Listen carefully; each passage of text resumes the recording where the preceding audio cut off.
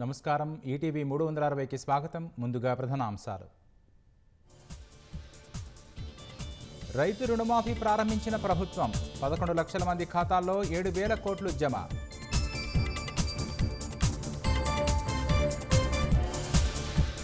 మాట ఇచ్చాం, మాఫీ చేశామన్న సీఎం. బీఆర్ఎస్లా మభ్యపెట్టబోమని వ్యాఖ్య.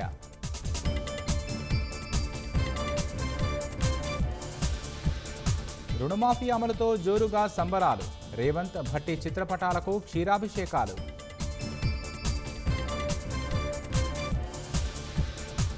కొందరికే మాఫీ చేయడం సరికాదన్న భాజపా. రైతు భరోసా నిధులు మళ్లించారని భారాస ఆరోపణ.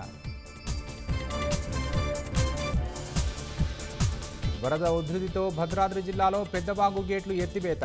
ప్రవాహంలో చిక్కుకున్న 20 మంది కూలీలు సురక్షితం. జమ్మూ కశ్మీర్లో వరుస ఉగ్రదాడులపై కేంద్రం అప్రమత్తం. ప్రధాని అధ్యక్షతన భద్రతా వ్యవహారాల కేబినెట్ కమిటీ భేటీ.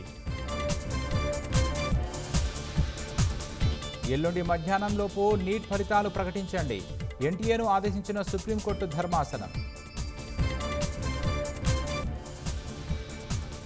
యూపీలో పట్టాలు తప్పిన దిబ్రూగఢ్ ఎక్స్ప్రెస్. 4 దుర్మరణం, 20 మందికి గాయాలు.